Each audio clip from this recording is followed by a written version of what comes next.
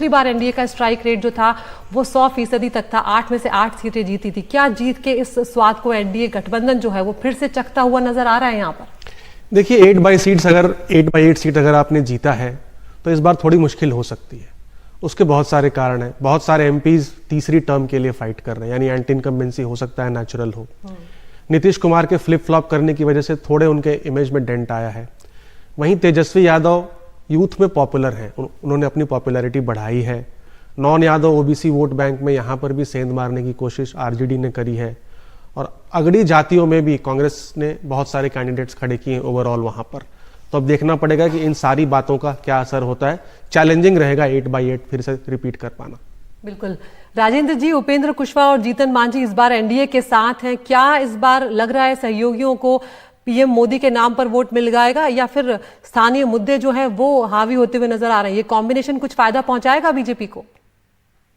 देखिए अदिति जी, इस तरह का फायदा तो दिखाई नहीं दे रहा है यहाँ पर। दरअसल दोनों खेमों को अगर आप देखें तो एनडीए की तरफ जो स्मूथ कोऑर्डिनेशन और वो चीजें होनी चाहिए, भरोसे का माहौल, वो मिसिंग है।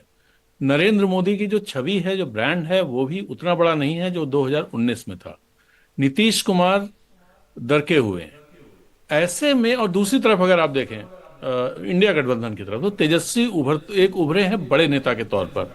दूसरी बात, तीनों चारों पार्टियों के बीच में बहुत अच्छा कोऑर्डिनेशन है। और तीसरी बात यह है कि उन्होंने जाति संतुलन अपने टिकट बंटवारे में साधने की अच्छी कोशिश की है।